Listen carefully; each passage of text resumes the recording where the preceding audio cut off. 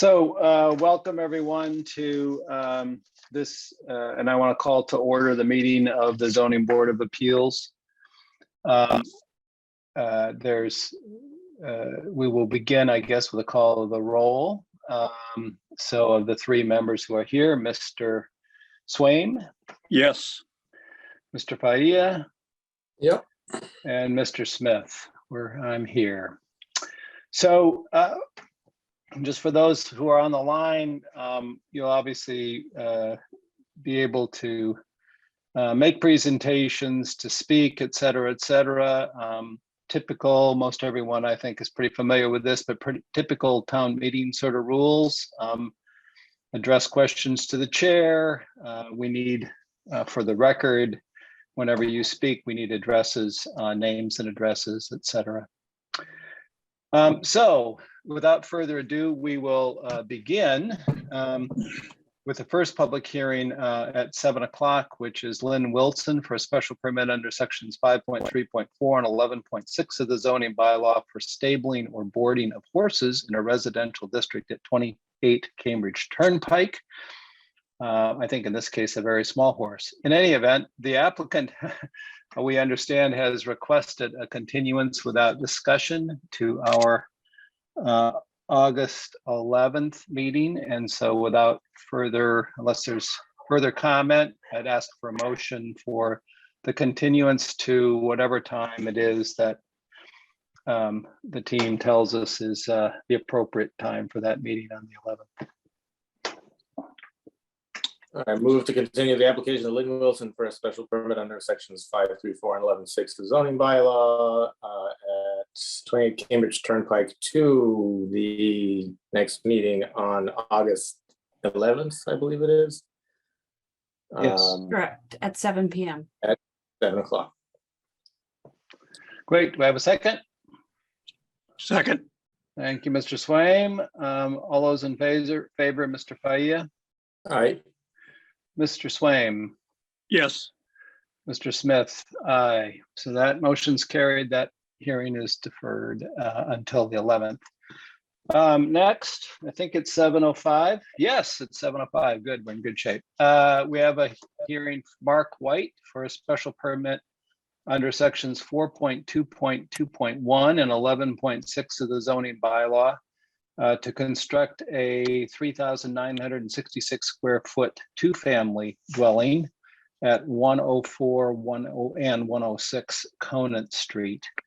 Do we have Mr. White? Are you here? Do we have somebody else speaking? Okay. I'm present. There you are. Thank you very much, sir. Go right ahead. You just need a name and all that good stuff. For the record, I'm Mark White from AWMW BBC, as well as a resident of Concord, residing at 233 Independence Road. We are seeking a special permit to construct a new two-family dwelling on 104 and 106 Conant Street. The property has 11,770 square feet and lies within zoning district C. Currently, there's an existing two-family structure on the property that was built in 1953, which utilizes natural gas for its heating and hot water. It is serviced by town water and sewer. We are proposing a new energy-efficient two-family home, which will utilize electric air source heat pumps for its heating and cooling, electric hot water heaters, and an electric induction cooktops. The new building will conform to all dimensional requirements of the Town of Concord zoning bylaw for fire coverage, height, parking, and setback requirements. It'll share a common wall down the center of the garage. We respectfully request that the ZBA grant a special permit for the new two-family dwelling in accordance with zoning bylaw section 4.2.2.1.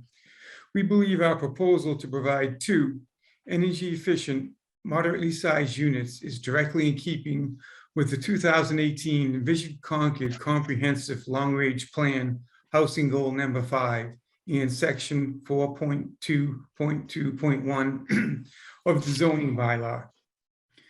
Additionally, We feel that 2 units, as opposed to one 4,000 square foot single-family home, is preferable for the following reasons. It is more in harmony with the immediate adjacent properties. It's an excellent option for smaller households, and it's thoroughly consistent with smart growth planning practices for greater density close to transit and other nearby resources, such as the shopping and ride-out playground. Thank you for your consideration. I'll take any questions that you may have. Or any questions from, we'll start with the, before we open the public hearing, we'll public comment, we'll start with questions from the board. I do not have any. Same here. I thought this was well presented and looks like a great project, subject to anything we might hear from the public. So I have just 2 technical questions, if I might. Maybe Paul will be the person to answer one of these. In the, at least on the materials online, I saw that there was a calculation of the gross floor area, but I didn't really see that there was a calculation of the it says the proposed gross floor area is 3966. I get that, and the maximum FAR is 4,025. But I was under the impression that the way you calculate FAR is at least slightly different from the way you calculate gross floor area. So I just didn't know if we had a record here of the calculation of that it was meeting the FAR. I understood from the applicant that he believes it is, and I may be wrong in my assumption.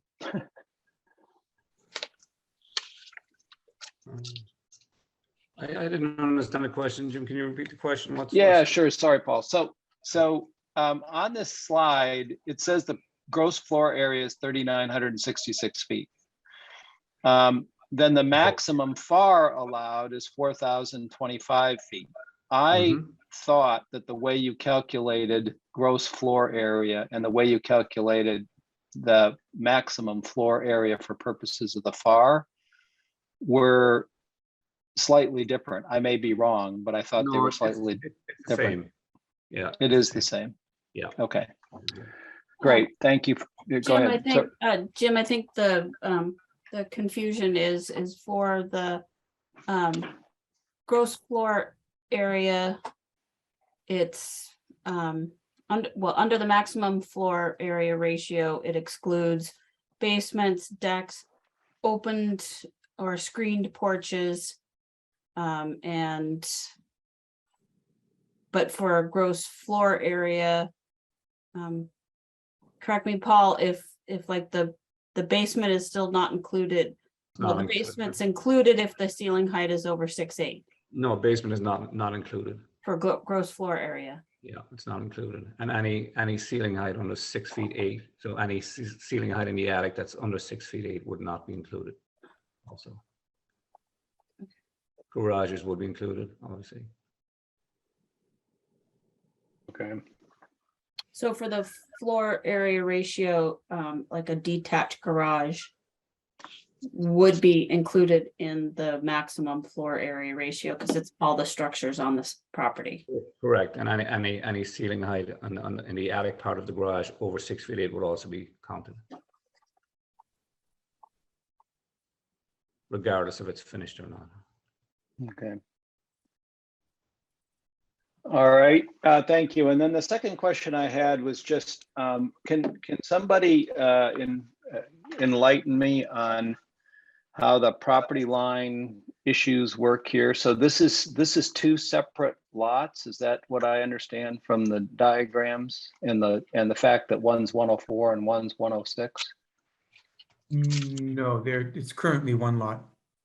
Oh, it's 1 lot. Oh, okay. So just because it's an existing 2-family house. Correct. And then I think the last issue I had was this the one, and I apologize if it isn't. We had some Department of Public Works engineer water comments on June 30th, which are mostly a series of conditions here. Are you across those, and was all that acceptable to you? I haven't seen those. Currently, there's an easement across 96 Conant Street for the water and sewer. I know that we may need to rerun those lines. Is that it right there, Elizabeth? Yep, so the conditions are the standard, mostly the standard conditions that deal with the water sewer divisions. It's similar to what Requirement for your water sewer utility work, and you're meeting the water demands requirements and all of their rules and regs. Condition 2 is the easement, clarifying that easement. Condition 3 is your standard Form S, Title 5 building review. Condition 4 is the standard water sewer divisions application process for your drain layer, your utility plans. And then condition 5 is the standard condition for as-built drawings. So Elizabeth, Elizabeth, if you can flip up to the top of that memo, please. So these are the 3 comments that they made, and at the bottom of this, it says the applicant is advised to begin addressing the above comments and schedule a meeting with the applicant, with the division to review how the water and sewer service can be provided to the proposed 2-family. So I just want to make sure everyone's aware of that. I mean, I think that for purposes of our action tonight, we can proceed, but I just want to make sure that we're everyone's aware of those comments and dealing with them.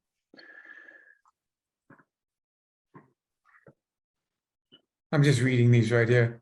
Sure.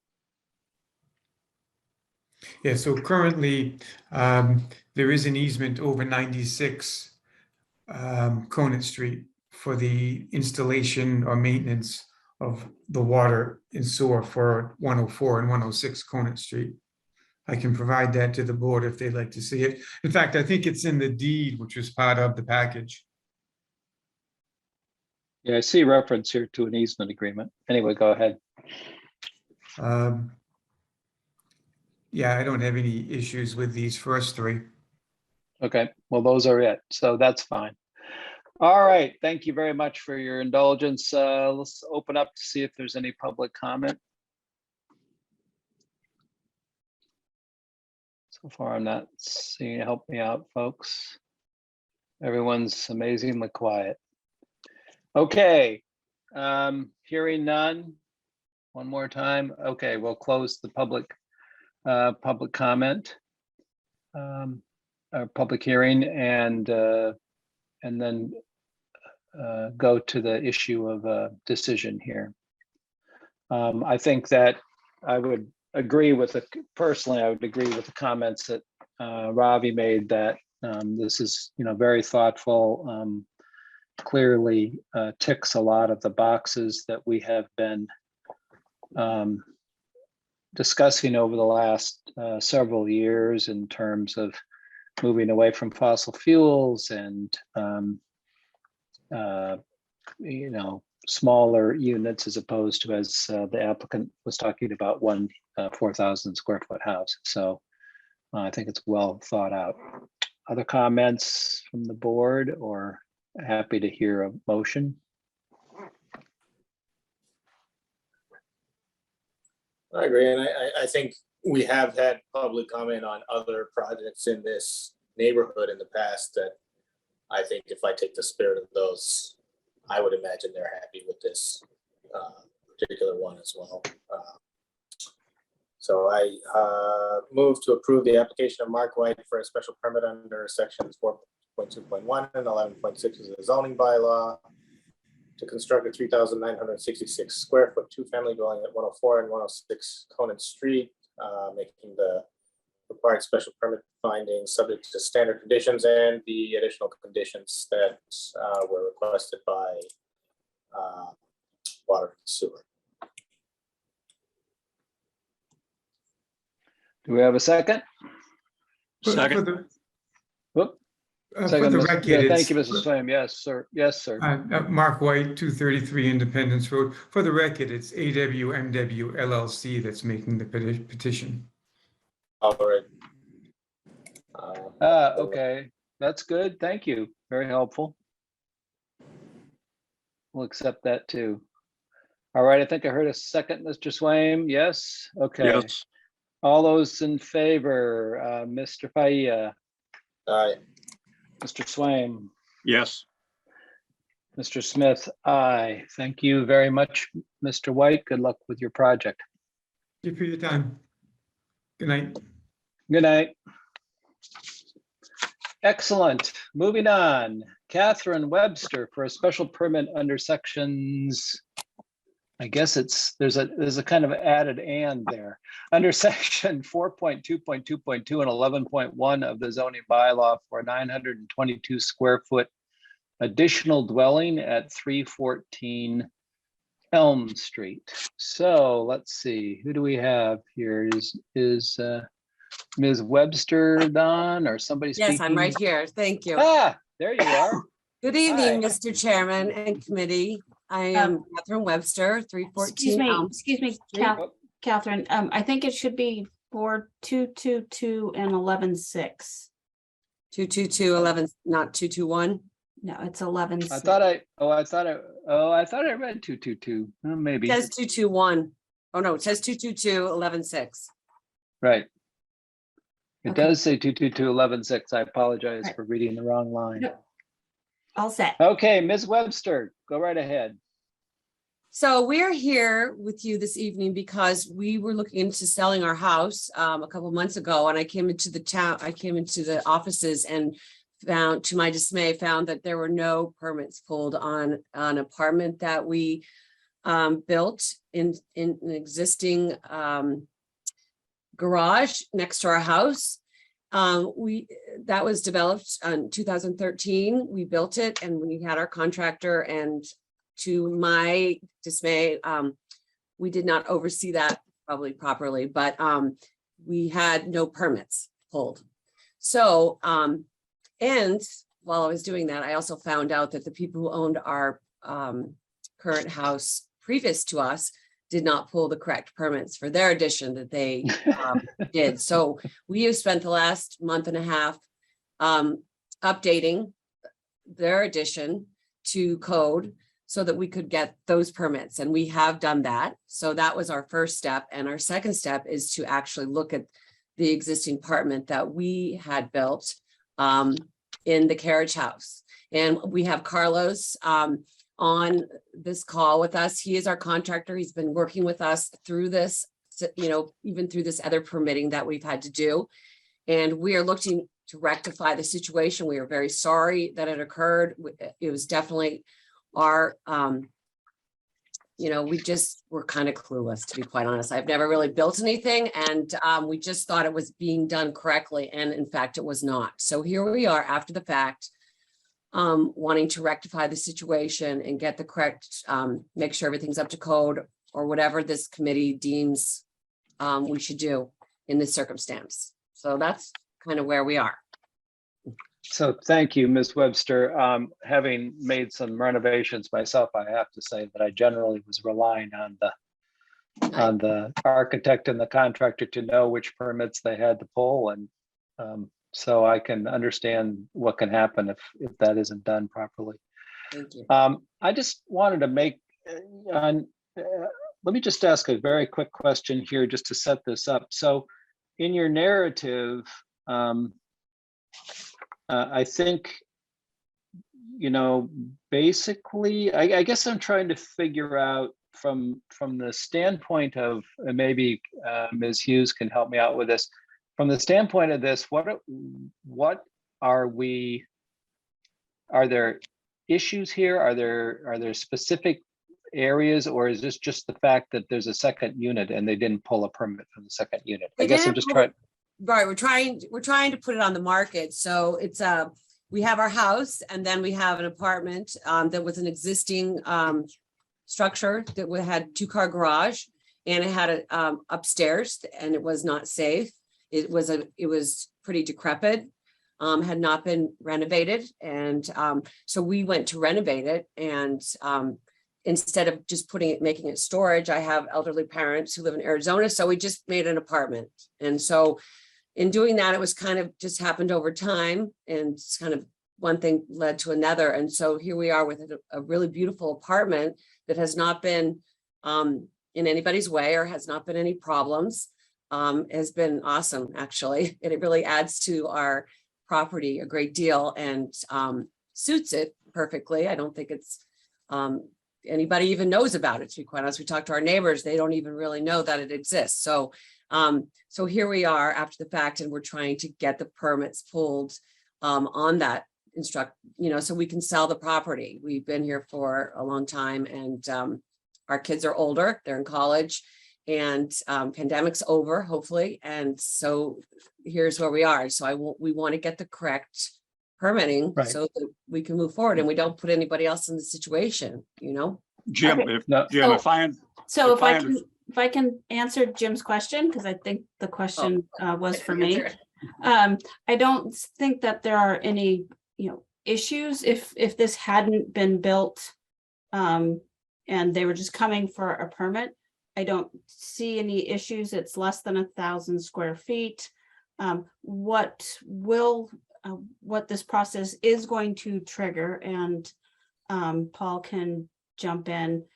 Currently, there is no second means of egress. They will have to build a second means of egress, which is shown on the floor plans as a stairway in the back of the structure.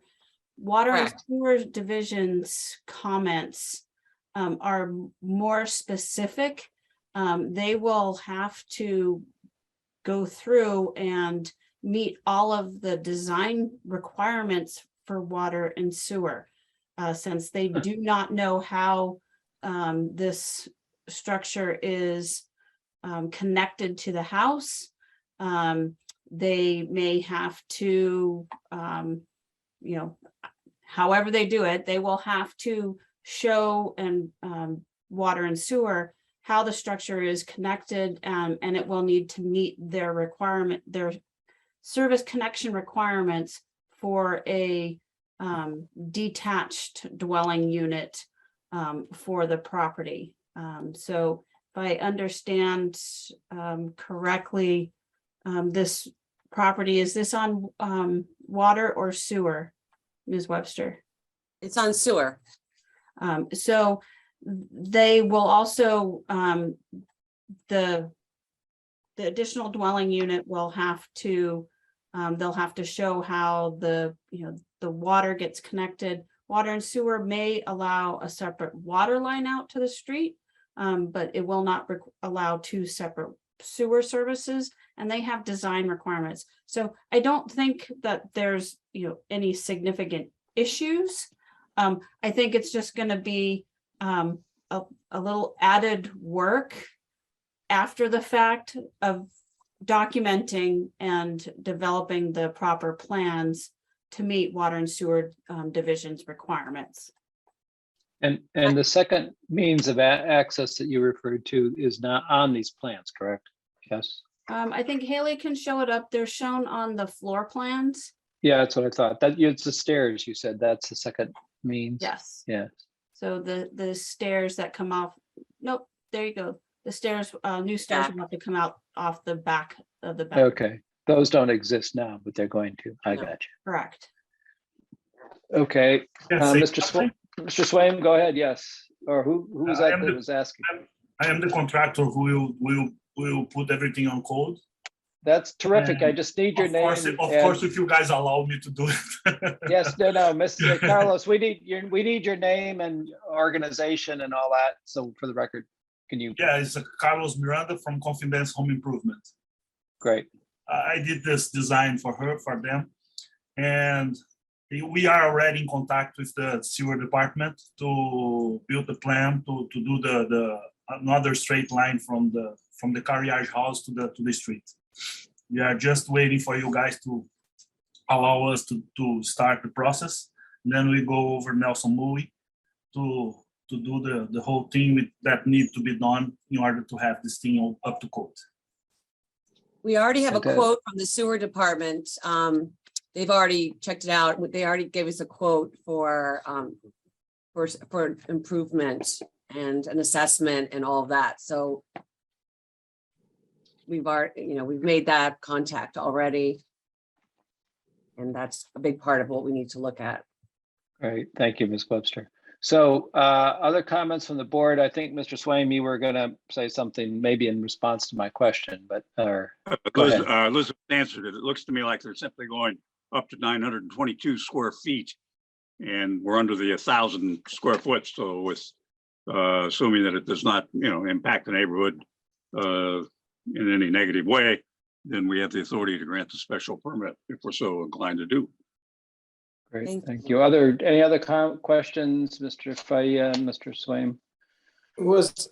I'm trying to remember, was the old ADU bylaw the one that said when you sell the house, the permit doesn't transfer and the new owners have to get a new permit? Correct. Okay, It also did not allow ADUs in detached structures. okay, so basically, when this was built, the bylaw wouldn't allow it, but When this was built, it was illegal and not permittable. right. So That's we're probably just, why the permit wasn't pulled. yeah.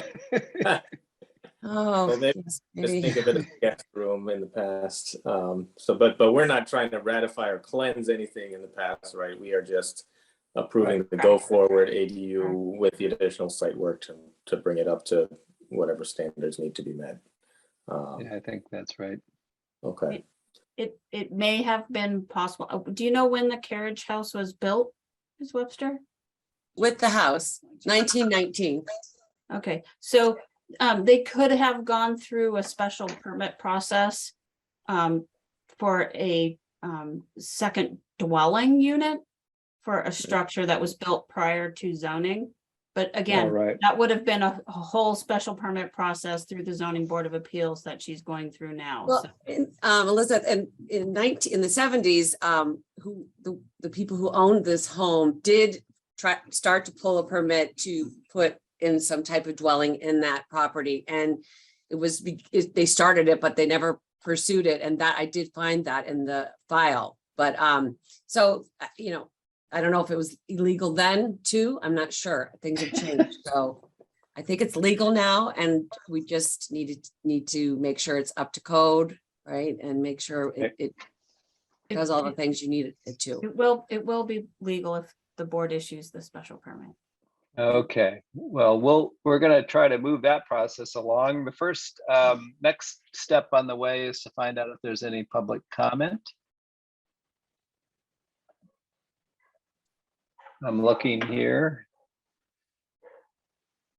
Anybody? No, Nope. doesn't seem to be anyone that I see. All right, we'll close the public hearing. I'll throw it to the board for further discussion and or motions. I think it meets the ADU criteria, and I appreciate that the homeowner is trying to correct this and get it all cleaned up. So I'm good with this application. Thank you. Yeah, I really appreciate you trying to get this cleared up. Okay, motion, someone? Should I try this being my first motion as a member? You ought voting to. member? You I ought love to. that. Just like, got to put that Whoa. legal training to work for. Shoot. Move to approve the application of Catherine Webster for property at 314 Elm Street pursuant to sections 4.2.2.2 and 11.6 for an additional dwelling unit with the normal conditions that might be attached. And the conditions from the Public Works, the Department of, Public Works in that letter. Yep. Second.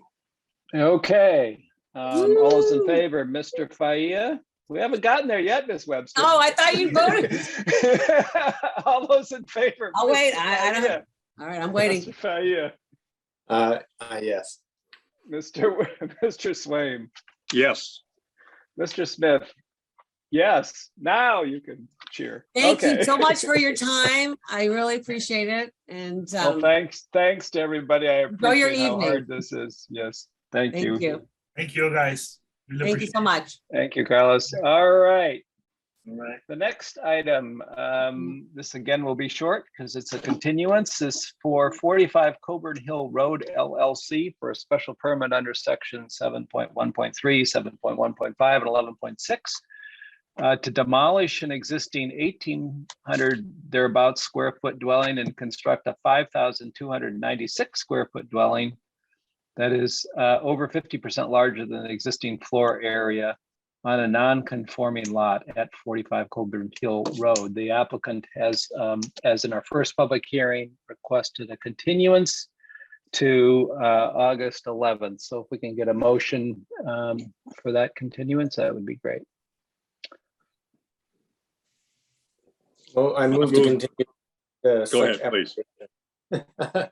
Since Jim's read it so well just now, I move to continue such application to August 11th at 7:05. Elizabeth, is that good? 7:05? 7:05 is great. All right. Excellent. Okay, moving along. Next. Do we need to vote on that one? Oh yeah, we should vote. Good idea. Mr. Faia, Yes. Mr. Swaim, Yes. Mr. Smith, yes, thank you. This is continued. Sorry about that. This is, see, that's what you get for letting the clerk run the meeting as opposed to the chair. So the next item is Jason Roan for a special permit under section 7.1.3, 7.1.5, and 11.6 of the zoning bylaw to construct a 1,569 square foot addition on a 3,075 square foot non-conforming dwelling that's over 50% larger than the existing gross floor area on a non-conforming lot at 45 Bartlett Hill Road. Just as I say that, I think it's over 50% by about 30 square feet, if I recall. And you're on mute, sir. So, well, but I'll let you. At least I'm not hearing you. Sorry.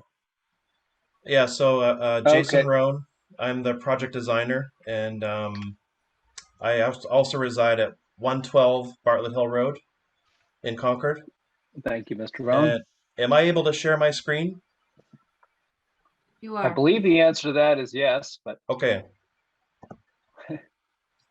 I'm not running the technology, so.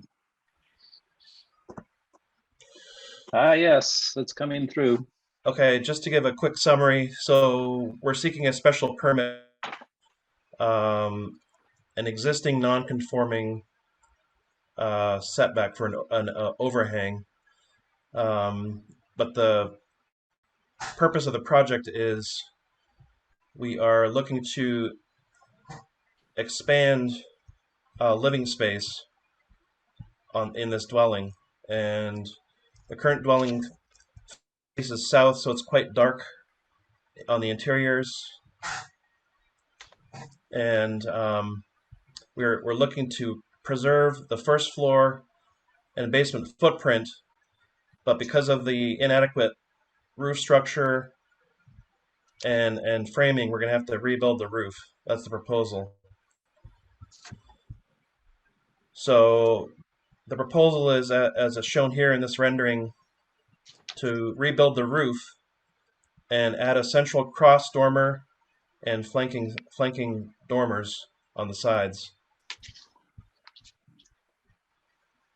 And the other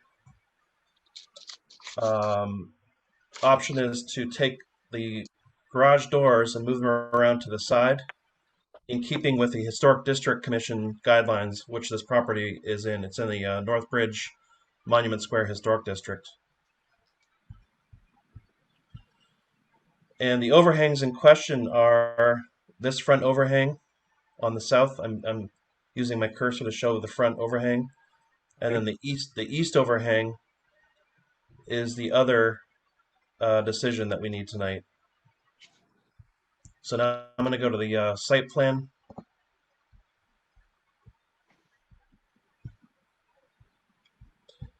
So I just wanted to show you the existing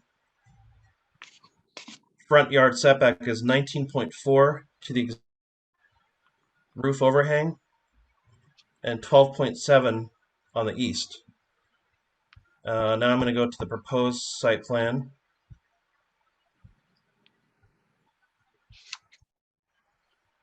And as our civil engineer, we're going to keep the 19.4 setback with a new cross dormer addition. And then on the side, we're looking for 12 feet, which is allowable in the zoning regulations if you have the 3 feet on the other side, which we do. And then, so the additional proposed area, which is over 50% of the existing gross floor area, is actually 51%. So we're right on the threshold. So it's about 31 square feet, as you said. So again, it's the front overhang, the side overhang, and then the 1% addition, which is what we're asking for a decision on. Great, thank you, Mr. Rohn. Questions from members of the board? I guess just for my education, man, why does he need to ask for relief on the overhangs since they're simply consistent with what is already there? Maybe new overhangs, but dimensionally, they're the same distances from the lot lines. Yeah, so the front lot line follows the curvature of the road, and it's supposed to be 20 feet, but the existing is 19.4. I don't know the answer. Okay, I mean, I agree that, but it should be 20, but you were not 20 to begin with, so you're not changing the dimensional difference. It's still 19.4 in the existing as well as the new, correct? Correct. Yeah, Okay. but the problem, I think, Elizabeth is going to help me here, but the problem, Tom, is that if you have a non-conforming situation, Right. and you're doing a major renovation like this, then you either you have to come to the board for a permit for the non-conformity. Oftentimes, it is, you could either do that or you could back up the house or whatever. I will say that numerous times we have this exact situation where people come and they say, well, I'm not extending the non-conformity, I'm not making it any worse. And our typical motions that we've done many times, agreed to that on partially on the grounds that the existing non-conformity is not made worse, if you will, by the changes. So it starts with section 713, which is to change, alter, or extend a non-conforming structure. So that's what they're proposing with the front addition. They're altering that non-conforming structure. They're not extending it, but they're not increasing the non-conformity. They're staying at the 19.4 feet. And the board has to find that change, alteration, or extension is not substantially detrimental to the neighborhood. Then they also have to come in for 7.1.5 because of the addition and the 51%, being over by, I think you said 31 square feet. The overhang onto the side yard setback, that does not require any vote of the board because that is permitted within the zone district to go to 12 feet. If you make up the additional 3 feet on the other side, which is what they are doing. And they are fixing a non-conformity that existed now, correct? I'm not sure, maybe not. So according to this plan, it says it was 12.7 was the. Which is fine. They could go up to 12 feet with just a building permit. I got it. Elizabeth, in zoning districts B and C, in that situation, the height is limited to 15 feet. So this is over 15 feet, this overhang is taller than 15 feet. So that would be the other That would be the Yeah. other non-conformity Okay. Yes, that they're extending, yes. change, alteration, or extension is that they're going to the 12 feet, but it's over 15 feet in height. Yes, correct.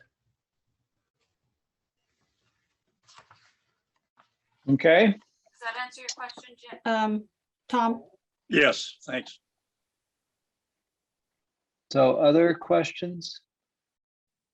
I guess I have to ask, what was if you could just enlighten us in terms of the design consideration that, I mean, that caused you to go the 31 feet over? Or if you thought about whether you would try to get under the, make it 50% instead of 51%.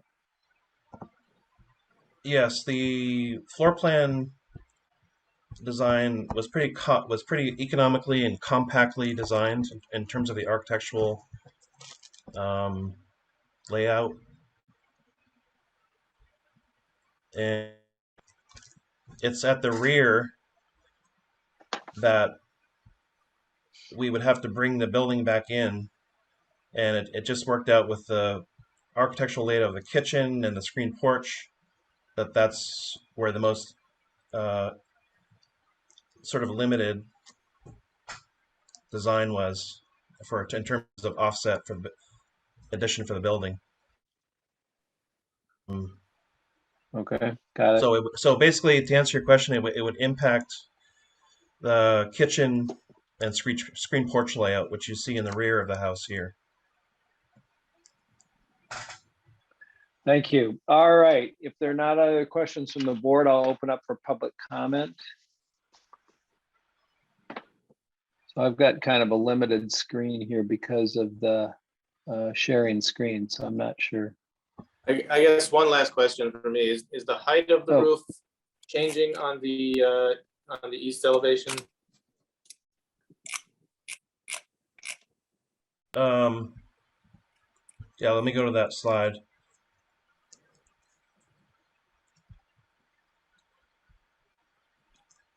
So we're going to be under the 35-foot allowable, and it's going to be 27 feet to the peak. And to answer your question, it is extended upwards by a few feet, and that was already approved by the Historic Districts Commission. Right. So Mr. Roan, do you have approval of the Historic Districts Commission? I've got a lot of things open here. I just can't look back at it. Yes, Yeah, we okay. received approval for this project.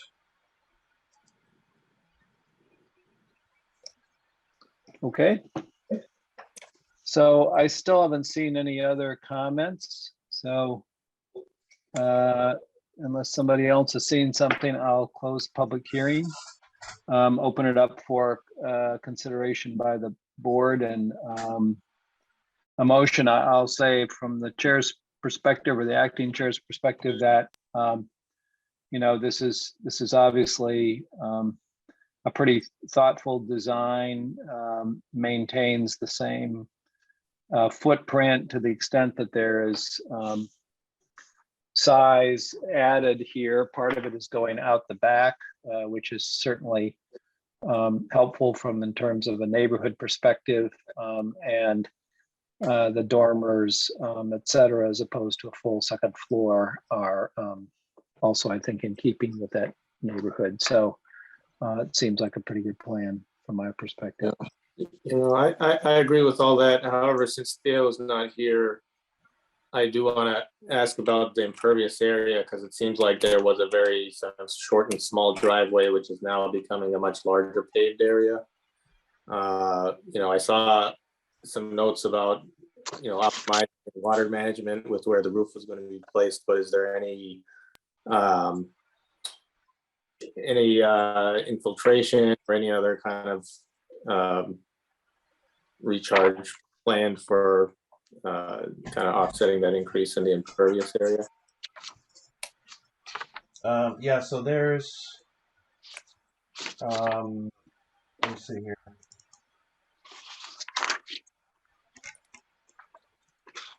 So there is an increase in driveway and the plan right now is to use asphalt paving, but there's also a discussion of using impervious, so it would just recharge the water table. That's actually the preferred option, I think. So, and if in effect it would actually, if we use the pervious pavers, the concrete pavers, that would actually help the situation, improve the situation. Mr. Rowan, what did the HDC approve? Did they approve the entire driveway to be asphalt? Yes, they did. Okay.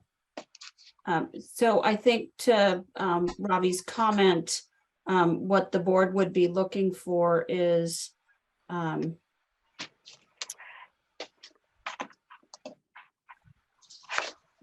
for probably an infiltration trench along this backside Okay. of the pavement, so that the water, more than likely you'll have this paved so it drains to the back, and that water from the driveway can just be infiltrated in a stone drip trench along the backside. So Okay. can we do this, Elizabeth, as an either or? So Definitely the board can. Either they have the infiltration or they have the pervious paving. Yep, definitely. That can be an option in the condition of approval.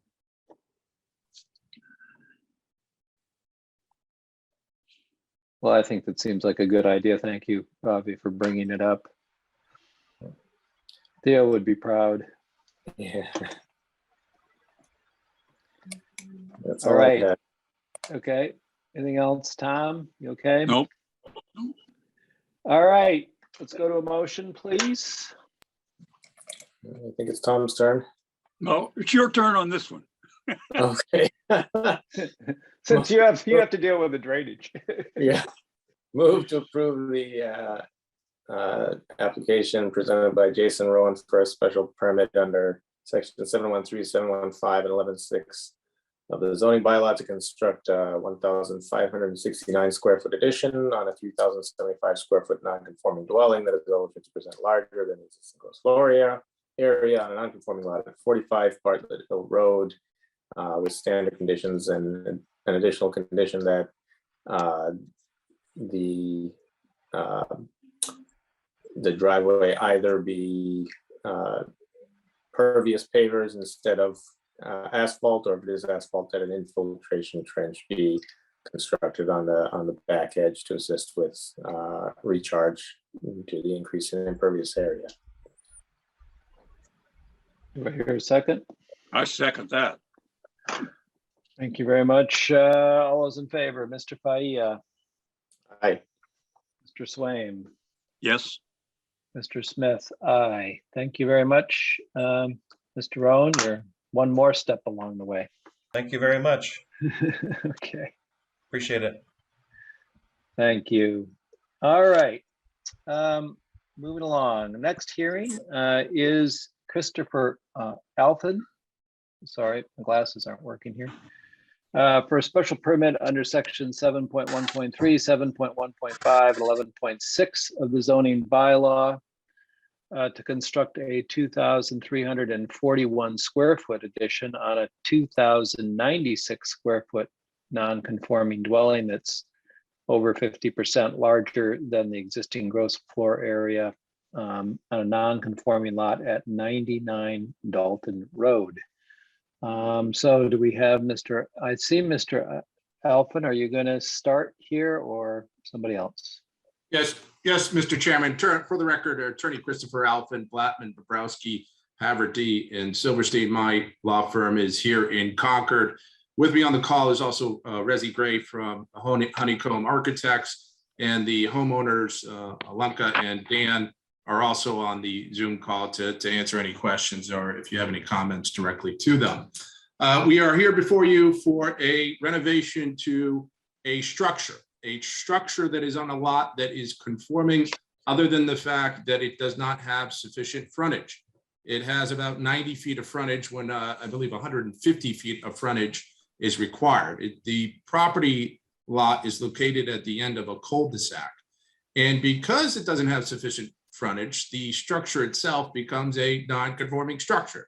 And your bylaw does provide that when you make changes to a non-conforming structure, as long as those additions, renovations, expansions don't create any, non-conformities or extend any non-conformities, you can do it as a right.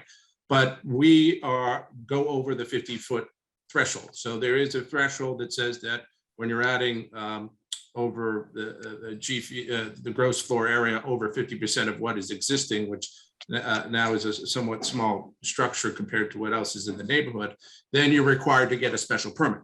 So that's what we are here tonight for, because we go over that threshold and we do not have enough frontage. So we are before you for a special permit. And with that, I will turn it over to Rezi, who will go over the proposed plans. Okay. Ms. Gray. Yes, hello, good evening. Risa Gray of Honeycomb Design Build, 540 Main Street in Winchester. Thank you, Ms. So Gray. I'm going to share my screen as well.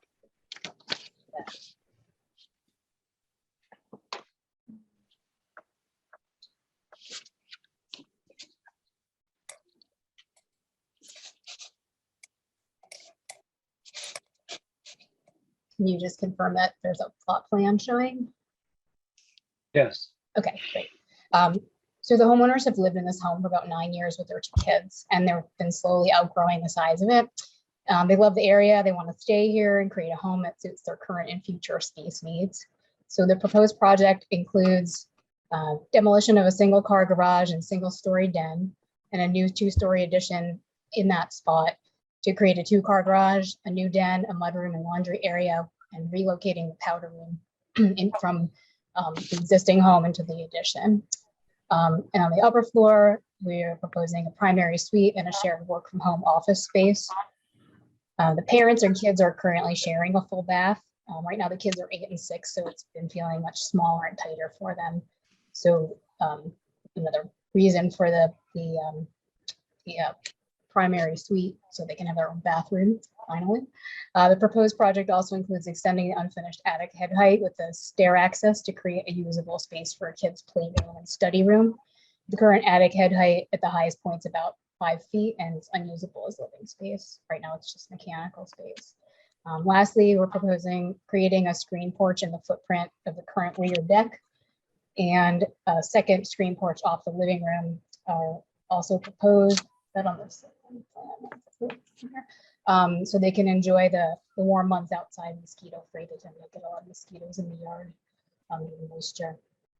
So excuse me, the proposed addition is on the west side of the home. It takes the place of the existing single story, and then we've got a farmer's porch on the front and a screen porch on the east side. Take you through the plans. A lot of pages, so I wasn't sure if I should start with the exterior and then move to the interior.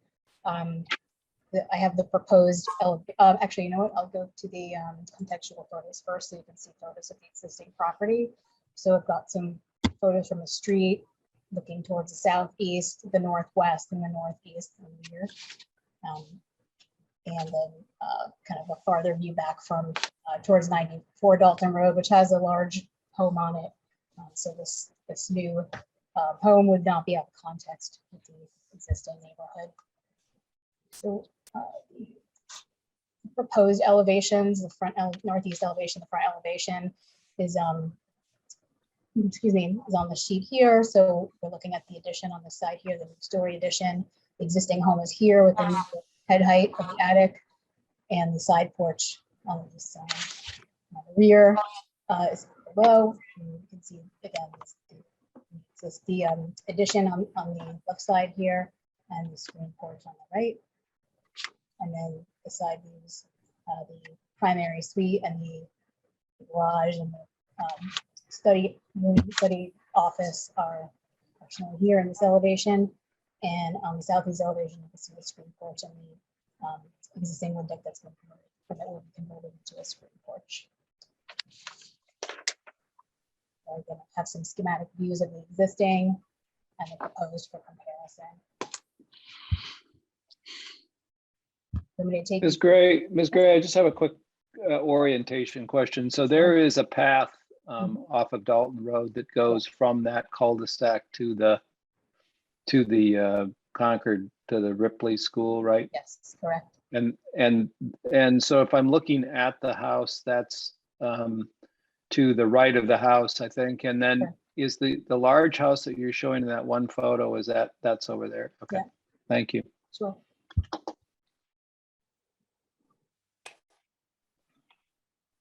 Would you like me to take you through the interior, or do you have any questions about what I've discussed so far? I think I'll let the board decide if it needs to see the interior. I mean, we have these submissions, and so we've all had a chance to look at them. Razzie, if you could just update the board on the other, we were before the Natural Heritage Commission, and there was maybe a slight change with their approval. Yeah, if you can just give them an update on that. Yes, so we originally had submitted back in April.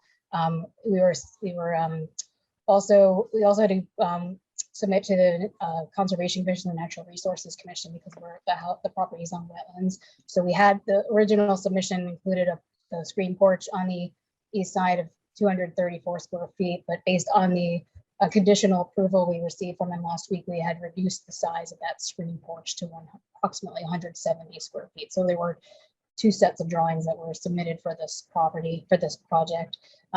We were approved to move forward with the smaller screen porch. So that's both the proposed plot plan that was revised as of the 13th and the plans and elevations revised as of the 12th. That's what you're referring to. Yes, our meeting was last week on the 6th. Yeah, I wouldn't mind a quick run through of the interior as well. Okay, go for it. It was hard to see with there's all these notes on the plan. There are a lot of Understand. pages too. Yeah. So existing layout on the first floor, main entry is here. We've got the dining room, kitchen, living room.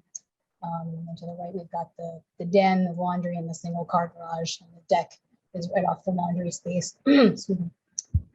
Second floor, it's a four bedroom. One is used as an office right now. So we've got the primary bedroom has no bathroom. We've got a shared full bath.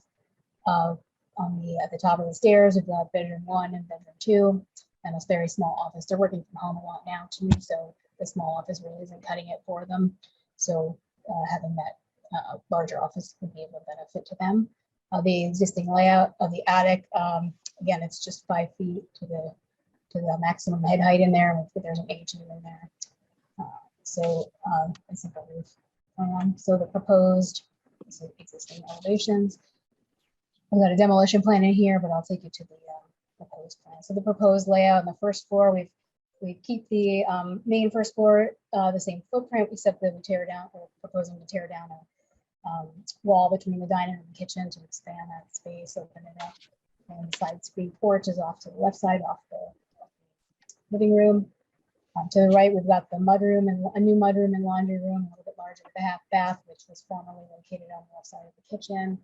I'm maintaining the screen porch here, maintaining the deck footprint and converting it to a screen porch.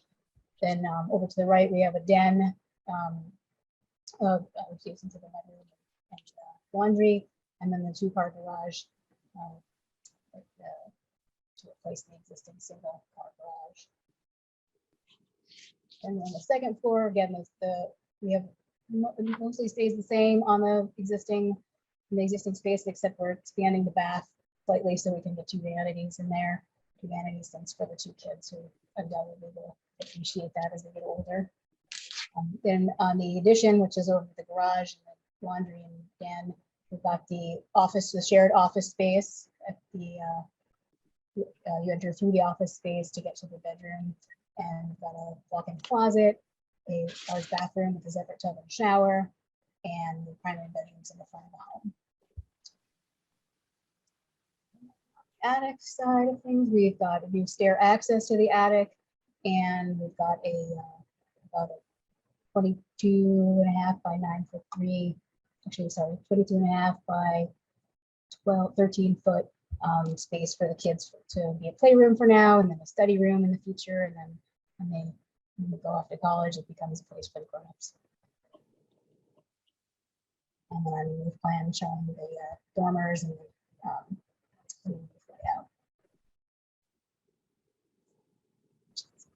So to summarize, the applicants are not, just to clarify, we're not creating any new nonconformities, and there are no existing nonconformities other than the frontage. And we feel as though that we provide a well-designed, thought-out project that meets the character of the neighborhood and will not have a detrimental effect on the neighborhood. Okay, thank you, Mr. Alpern, and Ms. Gray. Any further questions from the board at this time before I open up for public comment, if any? I mean, I don't know if Elizabeth can pull up the map of, it's hard to tell if we have a lot of non-conforming lots around Dalton Road, or if this is kind of one of the only ones.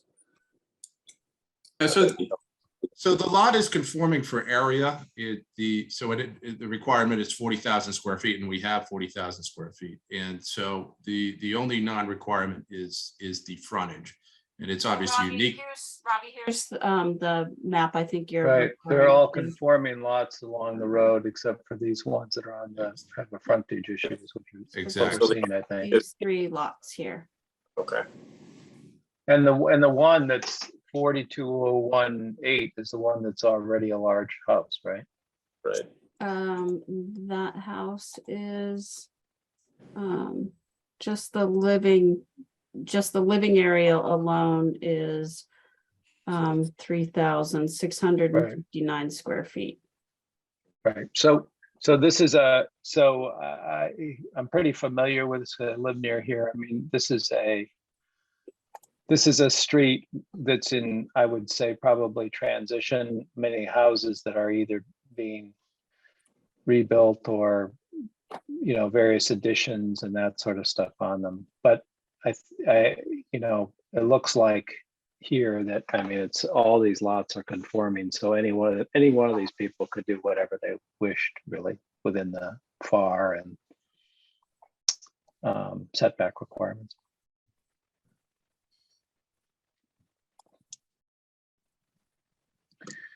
All right. See if we can. I'm not seeing anyone on this call who is not part of the applicant group or the board and its various folks, or a member of the select board. But just in case, any questions, any comments? Okay, hearing none, I'm going to close the public hearing. I think I'd suggest that the map that Elizabeth just showed is pretty compelling, in the sense that we are in an area where the regulations of the town of Concord, which allows, the zoning board to issue special permits in certain cases where the houses are increased in size, is going to have very little effect on this neighborhood. One of the houses is already quite large. This is the second one, and there's only one other. The rest of the houses here have, an ability to expand really without coming to the board. And I think traditionally we've taken that into account. It seems big to me for what's there in the neighborhood, but I'm not sure that I can that I can see any particularly compelling reason for trying to stop this one. Yeah, I think you said it well. You know, there's a lot of additional massing here. You know, it's getting taller, bigger, wider. It's so over 100% increase in the square footage. But as you said, you know, we can't really hold the line anywhere else on this street, and it's, you know, it may not be in line with the size of the homes down the street right now, but you know, I think given that the other non-conforming lot next door has already gone large, that's probably just going to trickle down eventually, and it will be the sort of norm in this neighborhood. So I do think it's big, but I think in context it's one where, you know, I'm not sure we gain anything by trying to make it smaller. Yeah, physically too, I'll say that they're not really houses around it in a way because of the orientation. I mean, it goes up against the school in the back. So what you see in back of it really as you go up that path is the whole school area, the parking lot and all that. You've got this house to the right that's large, but that's actually quite separated from this house, the way those lots kind of not pork chop, but the way they sort of pie shape go off. And it's not even that close to the house to the other side of it. So I don't know that it'll look like a large house for sure, but I'm not sure it will super increase the mass in the neighborhood. Yeah, and to Mr. Oliver's point, it is a conforming lot area, and you know, though the frontage is small, I think what you just mentioned is true. You don't see, it doesn't look like a narrow frontage because there's so much space with the other houses around it. So I agree. Mr. Swaim, any comments, questions? Nope, I believe you and Ruffy have done the explanation I'm comfortable with. Ms. Hughes, we're not going off the reservation here, are we? No, I don't think so. The board has made very specific findings that we'll make sure are in the decision. Great. Okay, Tom, you drew the short straw. You deferred in the last one. So I'd be happy to do it. Move to approve an application of Daniel McIntyre and Alenka Zeman for their property at 99 Dalton Road for a special permit pursuant to sections 7.1.3, 7.1.5, and 11.6 for the addition of a new 2-story addition with a 2-car garage, a den, mudroom, and laundry room, and area on the first floor, and suite and office space on the second floor. with the findings that we've done, yes, thank you very much. Just to confirm, who's the applicant here? Is it Well, Mr.? they're the property owners, but Chris signed as the applicant. Yeah, I mean, you can, what matters is the decision. So Okay. the decision will notify that, you know, anybody can be the applicant, and then the property owner can be the. No, I got it. Yeah. All right, just want to make sure we get it when we'll write it up properly. I'm just pretty good at that. Okay, second, is there a second? Yep, second. Okay, all those in favor, Mr. Swain, Yes. Mr. Faya, Aye. Mr. Smith, aye. Thank you very much. Thank you all. Good luck. Good luck. Thank you very much. And I congratulate the board on your efficiency. Very, very well done. It's because you have a great staff that works for you. So thank you very much. Flattery after the fact is always good. I have a feeling I'll be back here someday. So. Thank you. It's certainly possible. Thank you. Okay, Mr. Uxmal. Do I see a hand up there? Yes. Somebody gone? I don't know what happened. So Procedurally, if you wish to take public comment, that would be taken up at the end. Oh, okay, great. So right now, we Or would be, you're trying to say we're in administrative business, not at the end, okay. So we have minutes before us for March 24, April 14, May 12, June 9. Wow.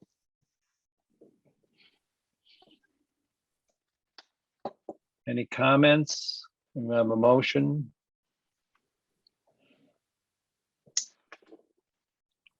I move that the minutes of the dates that you just went through be approved. Your I second. second. Okay, second. all those in favor, Mr. Faya, Aye. Mr. Swaim, Yes. Mr. Smith, aye. Okay, Elizabeth, anything else? Or are we on the public comment? I think that's all you had administratively. Thank you. Great, thank you. So public comment, yes? No, so I've seen a hand raised, although I don't see it off and on. Mr. Oxmall, I think it looks like, or Dr. Oxmall. And you're on mute if you're trying to say something.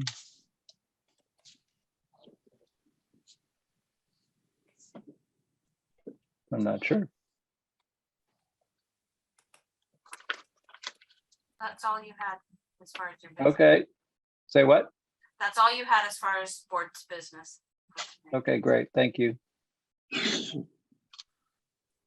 Okay, anything further? August 11th at 7 o'clock. Elizabeth, while we're doing things, when's the board meeting in September? The board meeting in September is, Haley gets to it before me. It is September 8th. Okay, thank you. All right. Well, thank you all very much. We'll see you next month. Meeting adjourned. Thank you. Good night.